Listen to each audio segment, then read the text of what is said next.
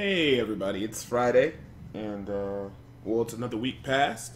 Hope you guys liked the Grim Reaper build last week.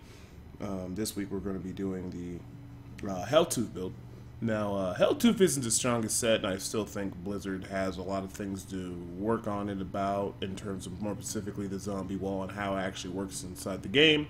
But I will say this, Helltooth on the 4-piece set is quite nice, especially with the reduction to these zombie walls, which allow you to keep it up more often and provide a good way to crowd control inside of any build. But even with that said, I just still wanted to put the guy together because there might be some people out there that want to use Helltooth, or maybe they want to see kind of like a DPS slash like support slash CC build or whatever, and they don't want to go the 0 DPS which Doctor builds. So I just decided to just go ahead and just see how high I can take it and see how well I can do. It's not gonna be as crazy good as some other builds and stuff like that, but like I said, I do like to do a lot of videos not involving SMK and stuff like that, because if we start doing that, everything's just gonna be based around SMK, and I'm pretty sure everybody kind of knows SMK is the best item for pet build and stuff like that, because I mean it's just so good. But with that being said, it's the Helltooth build, so let's go ahead and get into it. Now, I only use a 4-piece set. The 6-piece set is okay, but I lose a lot of damage potential from the Tasker and Theos and Jerome. But the 2-second reduction in the 500 intelligence that you get from the 4-piece set is quite nice. So, like I said, we're going to run Jerome, and we're going to run Tasker and Theo. Really no surprise here. We're running the 4-piece Helltooth set. On the shoulders, I got zombie dog damage in the chest and also in the offhand. But I got the shoulders pretty solid. Invit armor, reduced damage from zombie dogs. Kind of the same thing here. The typical stats you would see on most of these armor pieces and stuff like that. I got pretty lucky in rolling them. I'm just using a generic, necklace, one of the best ones that I have. 100% crit damage and crit chance. Let me see here. Witching Hour for more DPS, faster attack speed, more Adeling Toads, all that fantastic stuff. Slave Bonds because one of the few bracers that can have elemental damage and Vit, survivable stat, and also crit chance. Of course, the Unity Ring. Of course, if you're soloing, you got to use this, especially if you're inside the Greater Rifts, where you will die horrendous death. I'm using that with my Enchantress with the Smoking Thurible, makes it so she doesn't die, along with the Unity Ring, which gives me 50% damage mitigation. We're using Tall Man's Finger because that's going to be the anchor of the build. That's going to be able to pull us through everything. Rhen'ho Flailer. We used this one in last week's video for the Rhen'ho Flailer guide. This is just really nice with the Helltooth because between the Adeling Toads we'll CC not only the trash mobs and also the elites. It does pretty decent damage. And then of course Ukapin Serpent for more damage mitigation, and also because it's a very solid offhand. For the skills, we got Adeling Toads, of course, because it has a chance to confuse elites and trash. Piranhas or frozen piranhas to provide us some type of way to kite the monsters if necessary, and plus it makes them take 15% more damage, and it triggers the Bane of the Trap that we have. Even though it triggered itself, this can trigger it at a distance in combination with the Plague of Toads. Spirit Walk, Leeching Beast. Ooh, you know what? I have the wrong skill set up. Hold on. Leeching Beast is supposed to be Rabid Dog. The reason why we're running Poison is because the zombie dog with poison just does the most damage, and he can get stuff done, plus the poison damage also affects our Plague of Toads and our Infectious Toxin gem that we're using. Alright, let me see here. Then we have Horrify Frightening Aspect, Wall of Zombies with the Wrecking Crew, which is going to taunt everything. Works out very well. Basically, this build, bar none, its trash clearing potential is really good because you can always crowd control whatever it is. Anarchs, Exarchs, Corrupted Angels, Morlus. You throw the zombie wall under them, they get taunted and they'll attack the wall. So in rifts where you have high mob density, it's really good because your pets won't die because everything is going to be constantly CC'd. And then you also have the Horrify that you can use versus elites to hold them down a little bit longer. Like I said, the only thing I ever didn't like about this build too much is just the lack of damage in comparison to other stuff. We do run pretty dangerously low on elite damage. But anyways, Pierce Surveil, Fetish Sycophants, obvious choice because we want to generate the fetishes. Extra DPS. And then for this right here, we actually want Zombie Dog Handler. And we also would like to get the, let me see here, where is it at? Midnight Feast. And the reason why we get these skills is to amp up our Zombie Dog, to make him do more damage. And plus the Zombie Dog Handler does bring our HP up to 673k, does give us a good amount of toughness. Now, in terms of the actual gems and stuff, Bane of the Trap just makes sense. A lot of stuff going to be impaired effect, increases damage by 26%, and that's also going to work with the gem effects' toxicity, which increases the damage by another 10%. And the nice thing is, these will work together to amp up the damage of the dog and all the damage done in general. This is going to amp up the damage on anything that gets poisoned, but it pretty much self-triggers itself, and it will make that poison dot scale upward, which is nice. And then, of course, the Tall Man's Finger with the Hazard Enforcer gem, which makes our pet survive longer, which can help out the fetishes, and it also makes the zombie dog do more damage as well.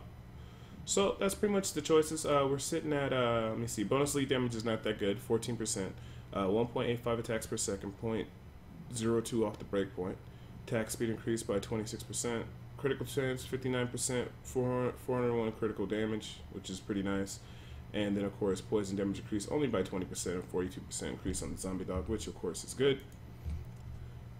If you guys have watched these video series I've been doing for Diablo, usually like the first video explains everything and shows an initial trial run and the first rift run, and then the extra videos will show it going to a higher level until I actually get capped out. Let's go ahead and turn on the sound, crank it up a little bit, and since we did that,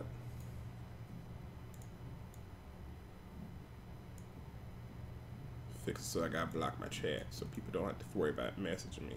Be like, oh, you have my message on your video. Alright. Let's go ahead and, as they say some places, get her done.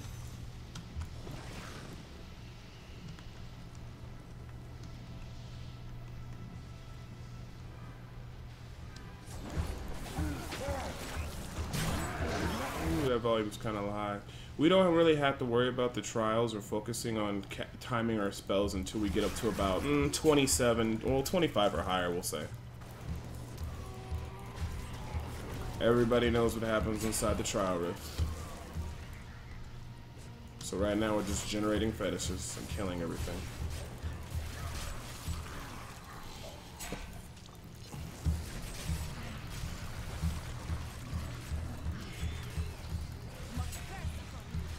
Pretty straightforward. Now it's starting to get a little bit tougher. This is where I start casting Horrify, the Piranhas and everything all together, and start timing my abilities. Usually Frozen Piranhas, Zombie Wall, and then they're all CC'd, and then if I need to, I'll drop a Horrify just to stop the silliness, but pretty much Zombie Wall and Piranhas you can just use together to keep everything in one spot. We're on wave 28, so Zombie Wall, Piranhas, drop a Horrify, and then just drop another Zombie Wall because it taunts all the monsters towards it, and they take more damage because they're being CC'd. The Bane of the Traps, Rhen'ho, so I'll go ahead and Horrify, another Zombie Wall, and the Frozen Piranhas. As you can see, the Zombie Wall holds all the monsters in place, so they can't really go, and with the reduced time it makes it real easy for us to keep it up consistently. Now you can run Grave Injustice if you want and get a real low cooldown on the Zombie Wall, but in this version of the build I'd rather amp up more damage on the Zombie Dog because we're trying to go to higher levels. And as you see, the Zombie Wall just kind of just stops and shuts down all trash monsters. There's not much they can do. And that's like the whole purpose of the build, is just to provide like a lot of CC. And then Piranhas, Horrify, drop another Zombie Wall, and they all get CC'd by everything. So I think we're gonna make this wave. Yeah, it looks pretty good. There we go. So like I said, Zombie Wall, Frozen Piranhas, Horrify, drop another Zombie Wall, and most of this trash mob can't really do much about it. I don't think we'll clear this wave. We'll see. Maybe we might. Depends on how these monsters are gonna do right here. We needed a little bit more time. We started at rank 30, which is okay. But you guys kind of see like the fundamentals of the build. Let's go ahead and get this started.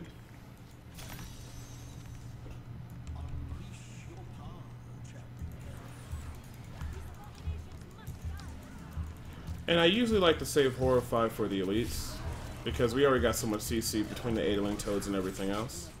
And versus the elites, it really does help because you can just basically shut them down. In case they get too crazy, you can just, like, right there horrify. A little risky sometimes, but I mean, it's well worth it. We had 2 elites right there, so it's not much you could do. The elite Morlu is a little bit unlucky, but the best I can do is horrify it. And then the zombie wall doesn't actually work on elites. What it can do is, though, it can block the elites like in another room unless they have teleport, which is one cool thing about zombie wall.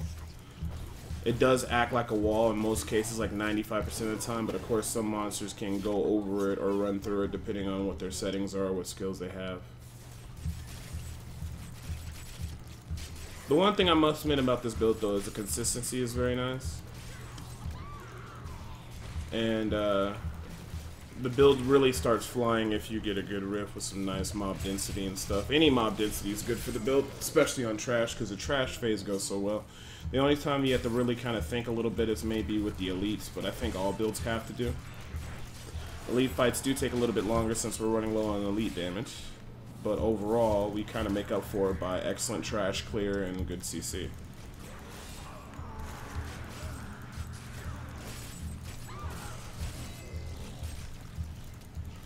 And we got another elite coming up. Looks like a Morlu.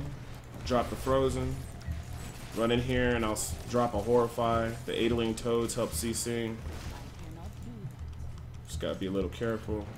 Not much we could do. We're not really having the greatest luck on monster mobs, but we're just gonna play this safe as best as we can and Horrify when we can to help CC and get these mobs out.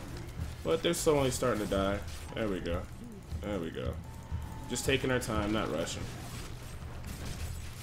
We'll end up making up the difference as long as we play solid and don't do nothing too crazy. Never like Morlus, though. There we go. Zombie wall. Horrify.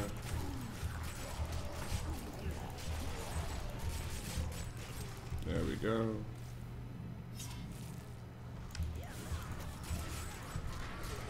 And with Reflect, you just run up and you horrify them. I've been noticing, like, when you horrify them while they're reflecting, it stops to reflect. So when I get a reflect mob, that's how I kind of been dealing with it. And then, of course, just keeping up the zombie walls and the horrify rotations just so we can lock everything pretty much down.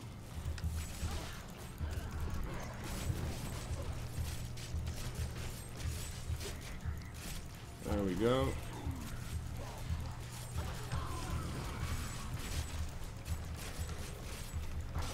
There we go.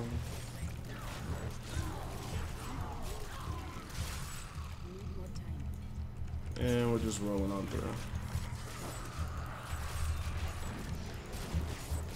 And see that Morlu just got taunted by the wall, which was pretty nice, but I still think there's another one back in the room somewhere. But as you see, like, when you cast it, they stop casting and they get taunted by the wall.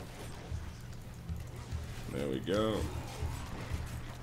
Hopefully on the higher levels I don't get this many Morlus, because that would actually, I won't say it spell disaster, it would just slow the build down, because the zombie dog would still be able to carry through, but it does get annoying when your fetishes just keep dying.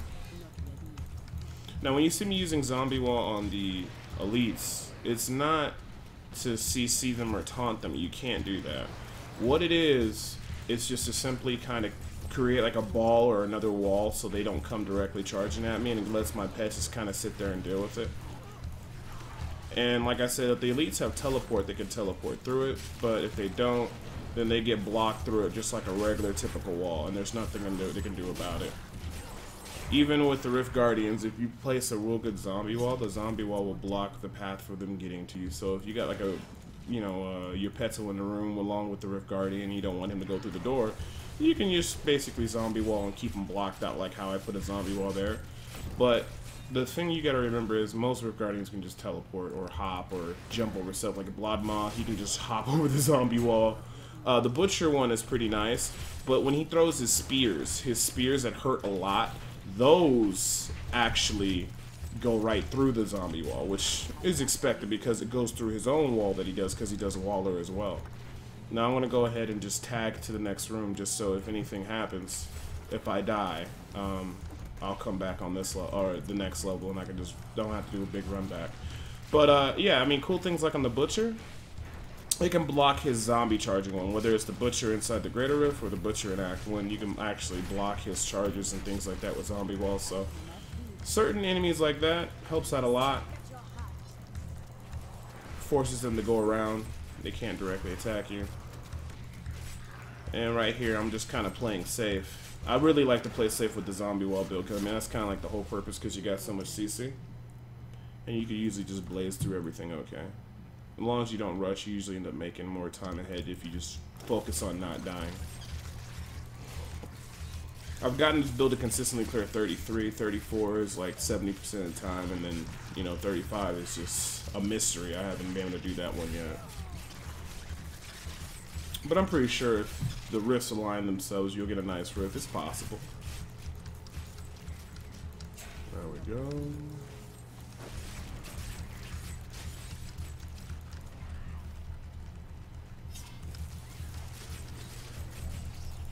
There we go.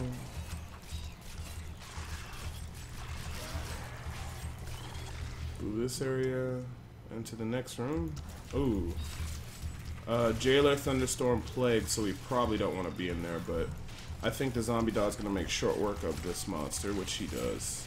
And he just really is, he carries the build a lot. Like I said, the Poison Dog is really strong. If you're running Tall Man's Finger and you wonder how to get more damage into a build, run the Rabid Dog.